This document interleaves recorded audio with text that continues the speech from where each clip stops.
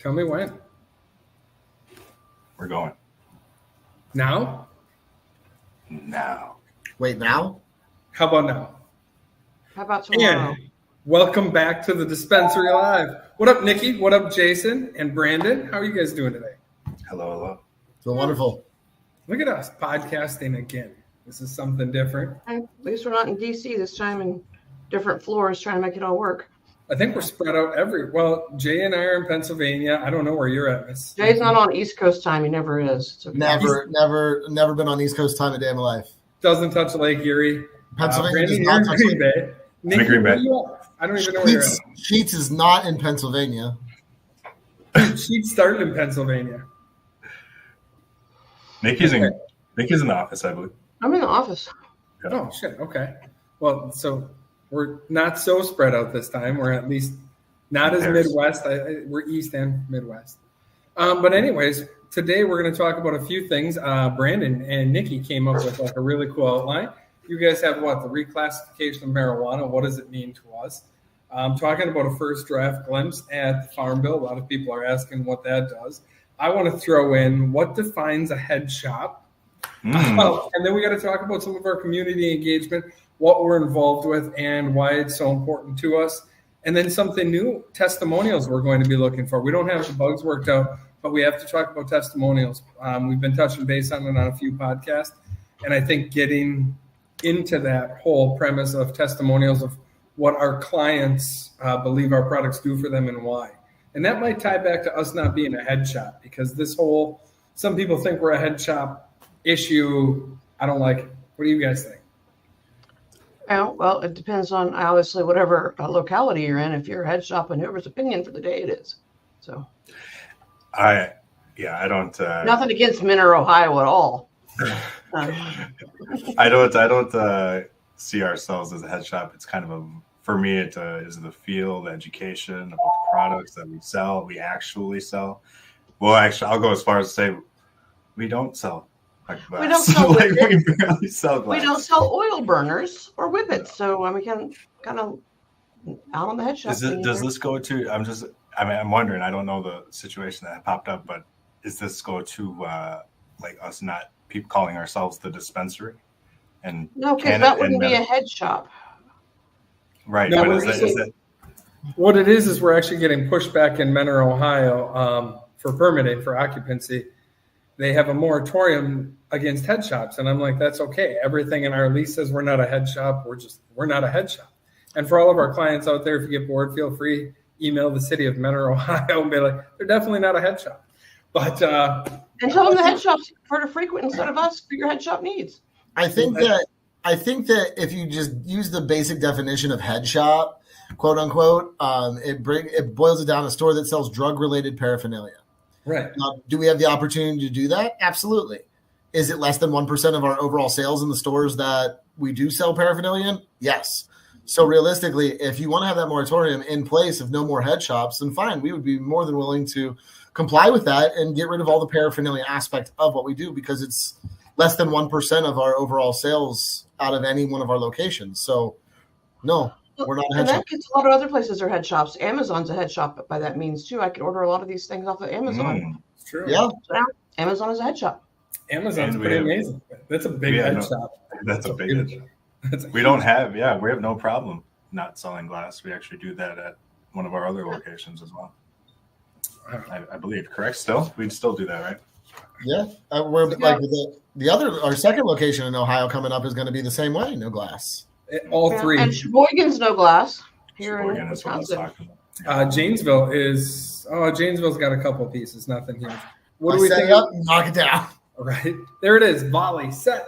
I mean, everyone thinks the scheduling thing is great, but there are some pros to it, especially people in the industry where we can now should be able to take tax deductions. Banking should be easier, but people need to look at the whole view of the whole thing. What happens whenever you schedule a drug? And I think that it does open, like you said, it does open up the tax situation and the money situation for ease. If anybody in the medical world's allowed to stay in that world anymore, because reclassifying it changes your laws and regulations on how it's perceived as a medicine at this point. Mm-hmm. Whole different Yeah, the rec portion, because even the medicinal portion, from my understanding, could have a drastic effect on it, where the government reclassifies it as a new medicine. And now all of a sudden the SOPs that all the major operators are operating under in the medical market, state by state, that all gets tossed out the window, and it's now under a federal jurisdiction. So all these major MSOs have a real big problem ahead of them if the reclassification comes back and has twice as many regulations and rules and stipulations for them to maintain their licensing in a medicinal world. I think that's why there's like 6 lawsuits already against the government to stop this. Because the government will be the one giving out the license, and we all know how that goes. Who can give the most money is going to be who you pay off, how you get there. Then you're going to have a script for every single thing. Well, honestly, this is the big awakening for me, is that this is the government turning marijuana and turning it over to Pfizer and all of the big pharmaceutical companies. This is it right here. That are already giving them the money. The ones that are, how did we get a freaking COVID vaccine approved so fast? So would you guys go? Get licensed? Would you guys go as far as say this is Big Pharma's attempt to enter the game at this time? I wouldn't say that yet, because I don't necessarily bring this up to Big Pharma just yet. Obviously, I do believe that their lobbyists and things like that have been pushing for a reclassification so that way they can dip their feet into it without hesitation from their other pharmaceutical lines. Because that's basically to be able to keep their stock market standing as well, too. Yeah. So I think that this could be their unintentional door opening into the industry, and unfortunately, it'll be a controlling takeover of the industry if that's the route it goes down, depending on how the laws are written. Which is why the Farm Bill needs to stay written as it is with the language that it does happen, because these would not be classified as Schedule 3. They would still be able to be sold, your minor cannabinoids, along with your hip-derived D9. So, do you see how that chessboard changed right there a little bit? Yeah. It really did. The game, we're not like we literally went from playing checkers to now this is a game of chess. And I think that the real big problem that we're going to face with all this isn't necessarily political aspects, but it's the enemy of my enemy needs to be my friend in this. And all the big medical marijuana MSOs that are out there need to understand that they should be supportive of the Farm Act, so that way they have a back door and a safety route if the government pushes everything over into the hands of the likes of Pfizer and other massive pharmaceutical companies. Well, Philip Morris has their hand up right now saying, wait a second. We're a multi-billion-dollar company. We're teed up for this to go federal. If you're going to make it Schedule 3, you're taking away from our opportunity to be federal to begin with. Because now if this reclassification occurs, we're not looking at this discussion of federal happening for a while. And Philip Morris has been teed up. Nikki actually brought that first article up, $13 million in their first input overseas, something like that. In Central America, they have a lot of grows. They're testing strains, going through the whole process, getting it all ready to go. But apparently they're like almost $100 million into just getting everything set up around the globe for them to be like, oh, it's federal. Boom. And they're going to be in every gas station with their pre-boxed cigarettes, which are be weed because it'll be federal. And if this goes Schedule 3, so you're already looking at like this, you talk about that game of chess. So now it's government, pharmaceutical, FDA, DEA, the Delta 9 companies, which there's some big MSOs. ATF. There's some big MSOs out there, though, but they're small when you start talking about the tobacco industry. The tobacco industry is like just whips it right out and just lays it right on top of them and be like, I'm sorry, you guys thought you had some money? Let me show you what real.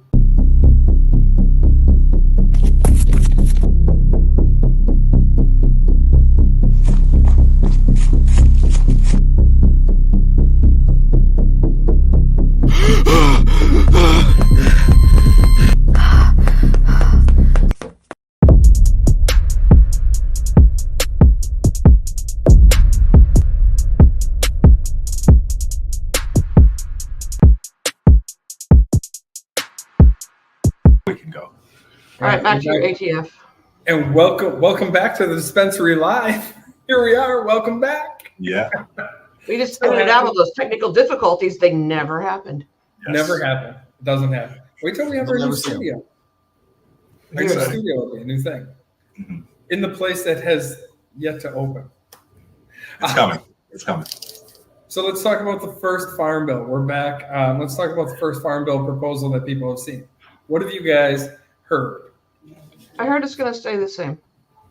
I heard it was going to stay the same in the first proposal that was by my. Do you guys know I'm not political? Democrats' proposal? No, the committee for the farm bill. Yeah, the committee for the farm bill put something out, but the Democrats have a proposal yet to kick to it. And I don't know what that's going to be, is what I heard and what I've read so far. Yes. Yeah.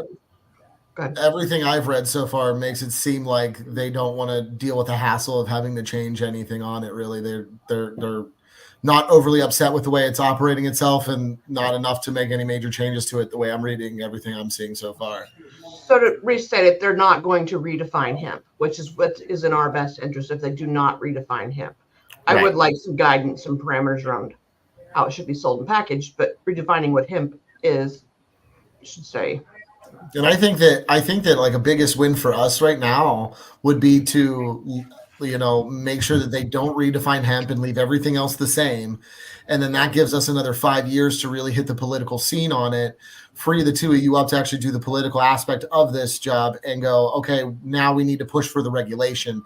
Now that we have 5 more years of solid growth ahead of us that we can facilitate, maintain, all while still pushing for the regulation of a safe and quality product that can come from it, that we know that we can produce and put out there. We know it can be safe. We know it can be beneficial to so many people, and it can help so many people not have to jump through red tape and all this, that, and the other just to try to get something that can naturally help them.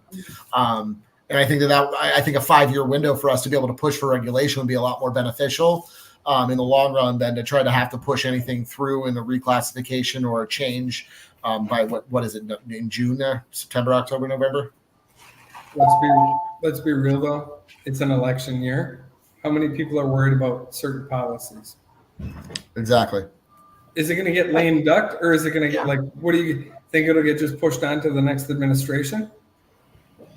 Well, that's either they're going to extend it for another year and leave it as is, the way we have been, or they're going to pass a whole other farm bill. I think getting closer to election, we may know more about that because, like you said, the lame duck, or what's going to happen if they're going to leave it to the new administration. Or I think to be honest with you, the farm bill is probably not a big enough political sheet. It's not a big enough political gun to fire off right now. I honestly think that with the reclassification and the proposed recreational law up to the House, I think that's going to be the gun that's the cannon that everybody's going to hear, and that the farm bill is just going to go into that lame duck phase, to be honest with you. Yeah, but that's why from our aspect of it, you're thinking whatever else the farm bill covers. It does cover farmers, the crops, their insurance for crops. It also covers SNAP benefits. There's a whole bunch of other things in there that is a political platform for other politicians outside of hemp. So no, absolutely. But I think that the reclassification aspect of the hemp needs to. Yeah, hopefully we can just slide under who's worried about who's getting so much SNAP benefits and aid to farmers. So yeah. And as far as the farmers go, we don't have nearly the same amount of pushback from our farming corps as other countries like Germany or France do. Their farmers are in an absolute uproar right now, shutting down highways and political buildings and all that kind of. They were spraying manure on the Capitol buildings that they have. It's like that's just fertilizing them. They grow more that way. They're trying to help the political scene grow a little bit. That's what that comes down to. They're just like, if we spread this, it'll grow. I wrote that article on there about what my stance was, just so on what I thought about the whole thing and how it goes back to just should be cannabis supporting cannabis. And one comment we got, it actually kind of blew up a little bit because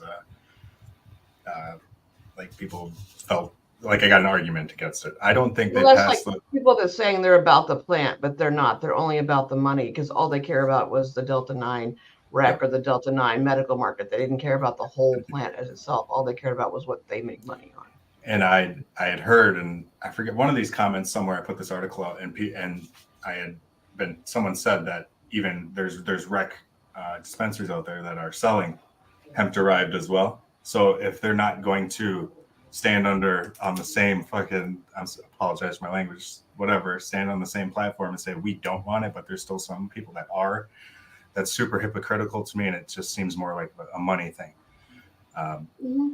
And that's exactly what it is, because if they don't all agree, then there's people selling it, and it's just a big mess. How many licensed grow operations stopped? Actually, they were like, hey, you know what? We're going to stop growing marijuana. And they're growing different forms of hemp because they found out it's a lot more lucrative to sell hemp. It was about the money. It wasn't about, oh, I love this plant. It was about, okay, I love the plant. I love what this plant does for me. But oh shit, this one puts more money in my pocket. So yeah, I'll give up this license right now or suspend it just so I can do this. And but that's terrible. That's terrible, because then it puts it into the political game that they're doing now. So they just played right into that game, and now it's like they might get it taken away because they're in the hands of politicians at this point. We're in a 2024 true prohibition type argument where it's a race to who can do what.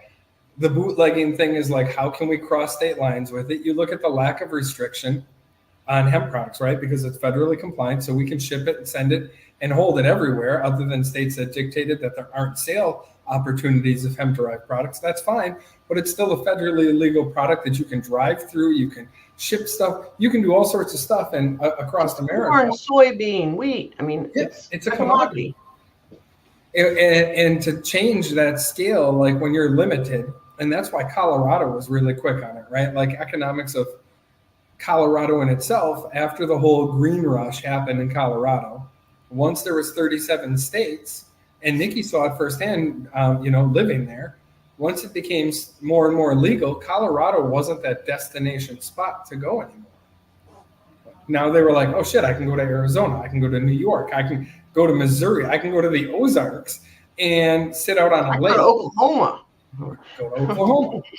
It's a wild west out there in some Michigan. There's so many places you can go now. Michigan's beautiful. You go up into the peninsula, totally legal up there.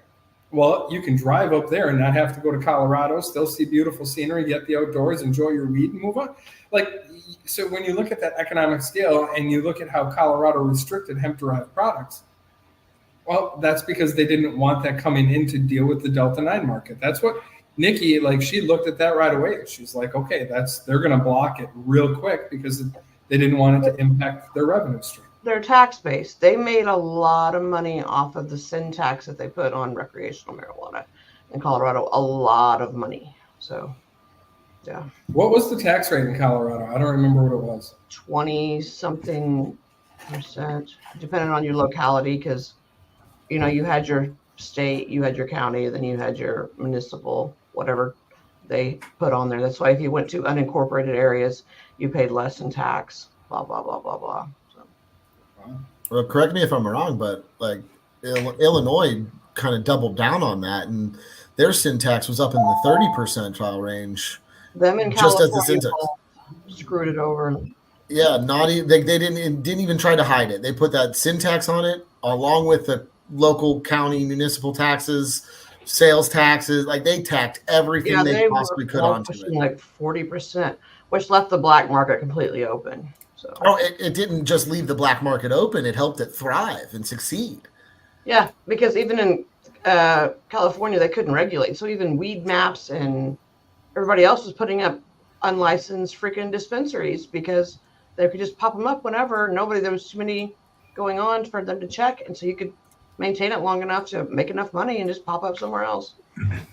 I mean, we're seeing that happen in Pennsylvania, with some of our competitors at this point in time. They've opened up 3 different shops in and around us, haven't done a single thing legally, haven't done a single thing properly in any way, shape, or form. They get raided, someone goes to jail, and then it's open within the next 45 minutes to an hour. Yep. Love it. Because there's no fines or anything to it, and there's nothing. You just quit doing it. I mean, unless you've already got your other warrants out there, but there's people who try and impose fines, though, as we know. Yeah. But that's it.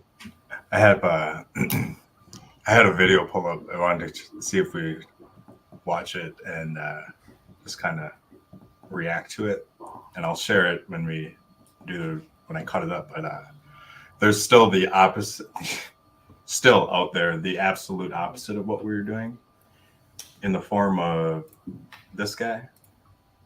Have you guys heard of the smart approaches to marijuana?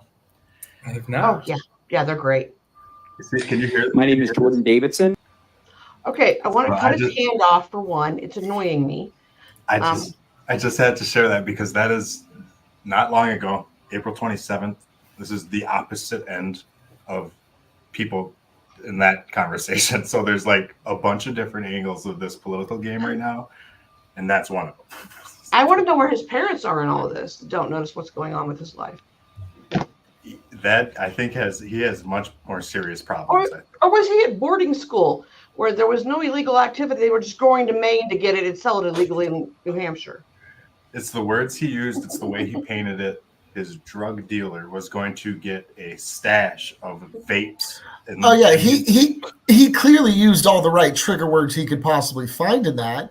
Absolutely. You know, the fact of the matter is like he really, really, really sunk the nails into that addiction aspect of it, which I think we've had enough studies and enough people that can clearly understand what the effects of it actually are. And then addiction is so low on the list of any problems that it's not even comparable to, it's not even worth bringing up in the conversation at this point. But a lot of that too is addiction is a genetic trait at times too. People that have an addictive personality are more likely to get addicted to anything. They could be addicted to gambling. They could be addicted to nicotine. They could be addicted to anything. I mean, I'm addicted to bougie water. Chinese drug cartels are going to steal your babies. Yeah, the Chinese drug cartels like, you know what, fine. You know what, if that's the route you want to go down, then let's actually do the right thing and regulate and make it a clear-cut situation where here, yes, this is a legal situation. You do it right. You have regulation around it, and then you can audit and maintain those farms as necessary within their legal regulations. It's not a hard process. It's the same as going, well, you know, like the fact that we let 16-year-olds drive in southern border states just opens the doors for illegal immigrants to come here and get a driver's license younger and kill people because they're part of the cartel. Like it's a straw man argument that makes no sense in the long run. And you can quote whatever statistic you want from whatever authority you think you got it from. But I could also tell you that, you know, the vehicle fatalities have gone down in 85% of states that have legalized recreational use for adults. Well, that is go ahead.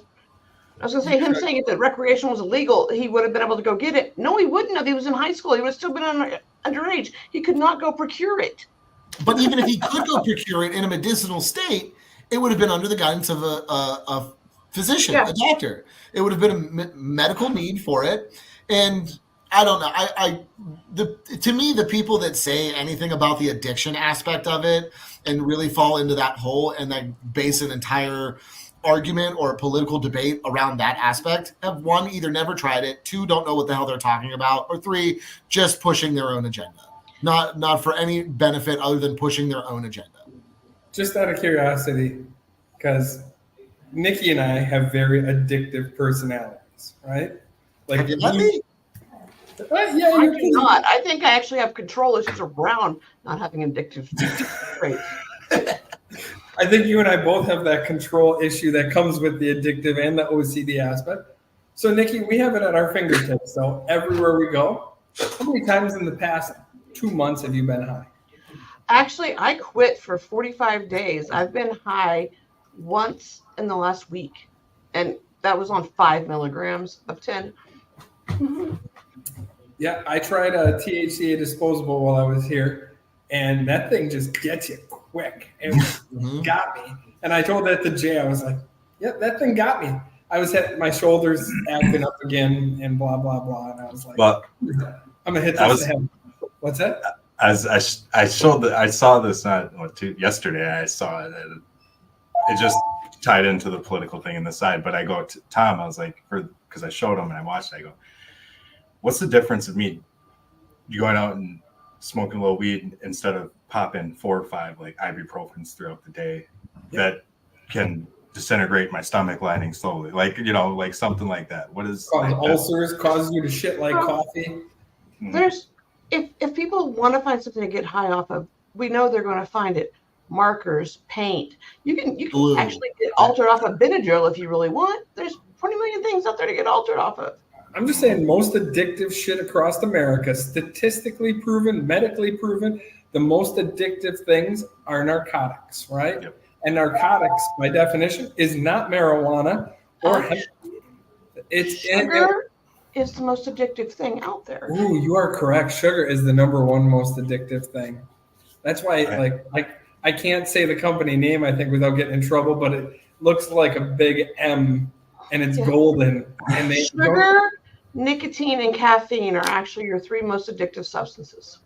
And speaking as someone with an extreme addiction personality, there are 2 forms of nicotine in my pocket right now.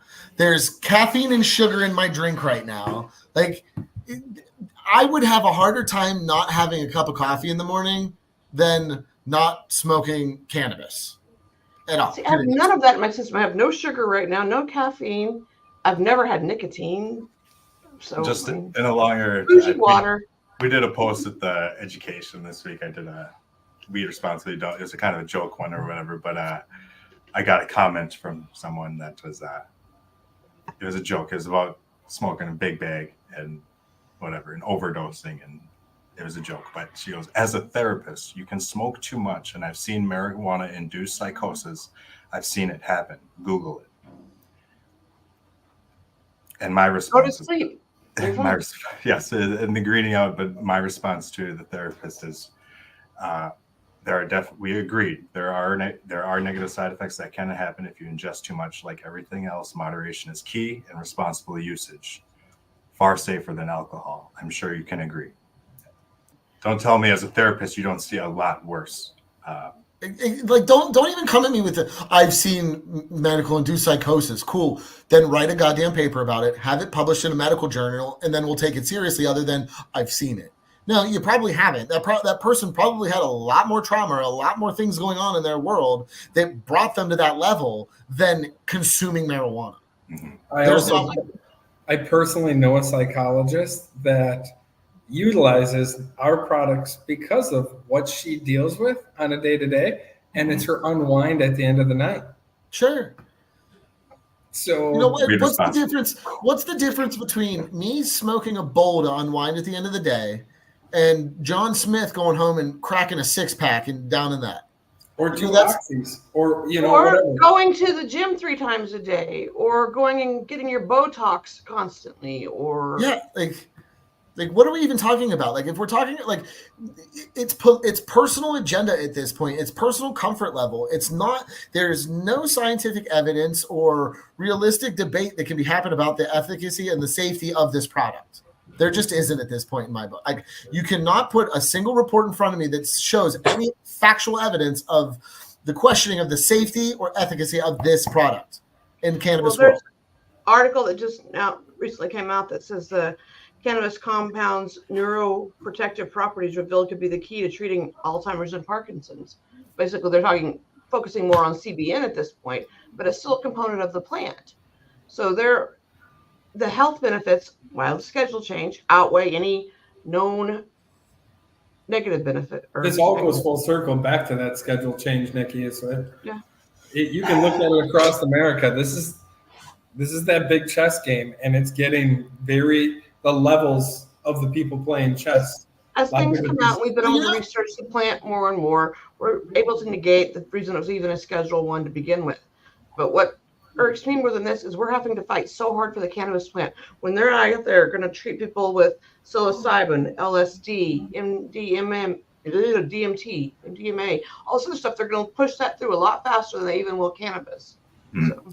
And maybe we ought to just start coming up with like crazy side effects that cannabis can give you, because nobody has a problem with any of the crazy side effects from your, you have a rash on your arm, here, take this Zypidol pill, and then you can have anal leakage, herpes, cancer. Your firstborn child might have a 5th arm coming out of their ass. Cool, no one knows. Unusual hair growth. Cool. I mean.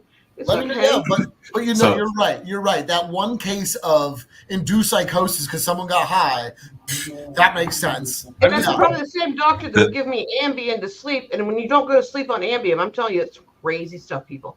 crazy stuff. Well, they'll give you Ambien to fall asleep, and then they'll give you something to help you wake up in the morning, and then something to deal with your mood swings. No one can deal with anything on their own accord anymore, and it's just ridiculous. The sleepy part of Ambien, it's crazy. If I fight through the sleepy part of marijuana, it's just funny.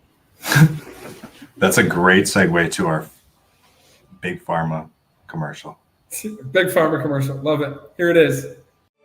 Are you seeking balance in your daily life? Struggling with the grind of everyday activities? At the Dispensary, we understand the importance of well-being. Our carefully cultivated selection of hemp-derived products are designed to help you find relief. Do you have rage, anger, anal retentiveness? Do you want to be more chill, relaxed, and down to earth? Our products are grown from the bosom of Mother Earth and are 100% natural. Some products might not be right for you, and that's okay. Stop into any of the Dispensary locations and talk to a bud tender today. They're here to help. This is normally where a fast-talking message would warn about all the major side effects. With products from the Dispensary, we don't have those. So enjoy this video of a horse running through a field. And welcome back to the Dispensary Live. This is it. We're talking about community events, why it's important, everything we talk about. Measuring. I need measuring sticks for, I don't even know what it is. Little bitty thing. All right, let's talk about, we've got a golf outing that we're sponsoring up in Pennsylvania. We've got a golf outing that we're hosting in Wisconsin. And then we've got a car show that we're hosting in Wisconsin. Tell me about it, guys. Importance. Yeah, we got raising the awareness right now. We have a full 18 teams scheduled as of today, so we have a full golf course in the golf outing. All proceeds are going to the May Foundation. Falls in line with our support for veteran causes through the cannabis industry, which is something that can be done nationwide.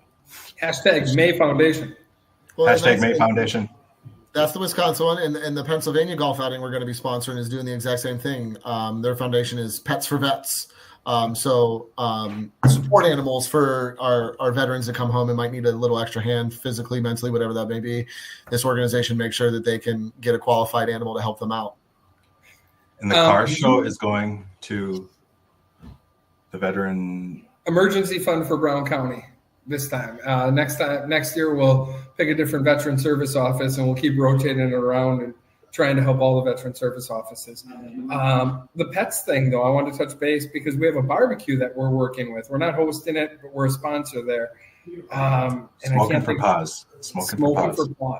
So one of a veteran came in and was telling us that there's like a 3-year wait for these emergency animals, these stress animals, service animals, whatever we want to reference them as. And I can't imagine 3 years that's a long time to wait. A lot can happen in those 3 years. And hate to even say it, a guy who I served with, and actually some of our employees we all served with, just recently committed suicide, another one. And it's unfortunate. Would an animal have changed it? I don't know. No one knows that, right? Like that doesn't change it. But the fact that 3 years is too long. So I think it's cool to get involved and help raise money for these veterans to be able to go out and actually get these animals. It's a cool thing. We didn't even see that. That was like a whole new thing brought to our attention. I don't know what the timelines are, Jason, for the Pennsylvania one, like how much they have to raise. But these dogs are not cheap. Well, from my understanding of it is that, these animals are not cheap, but the way that they can kind of cut it down and also aid the veterans in the same process is you kind of spoken this about your experience, Will, but a lot of these guys come back from that rigid time frame of every day is mapped out for them, and then they come back to just kind of willy-nilly life as it is.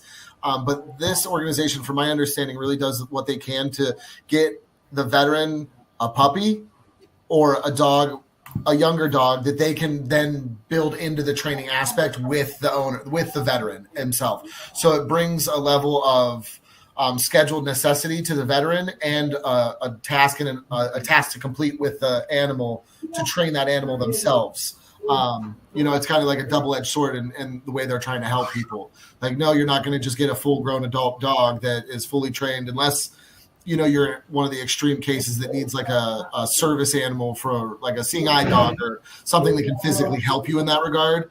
But like the service animals that are more for emotional support and things like that are meant to be trained with their new owner at that point. It's actually pretty cool. Who here believes Will was ever on a rigid schedule and stuck to it? It's the only thing that makes any sense for why he's always so late now. Like, he's like harboring resentment for always having to be on time then, and now he's just like, no, I don't have to be on time anymore. He cut loose. Yeah. I just want to know if I was the only one that thinks this is all a farce. I got out and I let my hair grow out. I changed my physique's totally different. Everything about me is turned into a drug dealer. Yeah. Here I am, Mom. Yes. Look how long his hair is now. Like, I know, it's crazy. He's a whole different person. It's like a perm. It's a good transition to the share your voice, the veterans stories that we hear and everything that we get working with people that have come back with whatever they come back with is. It's not just veterans though. Like, we know so many people that have PTSD issues and the struggles that people have gone through. And without disclosing other people's stories, there's a lot of people that have issues because there's a lot of bad people out there, right? And those issues, how they choose to cope with it, our products help in many different forms. And, as our company, we stand and we firmly believe in the whole plant process. And Jay, you use the phrase that I often like to use, the enemy of my enemy is my friend. As this chess game gets bigger, we're going to have a lot more moving pieces.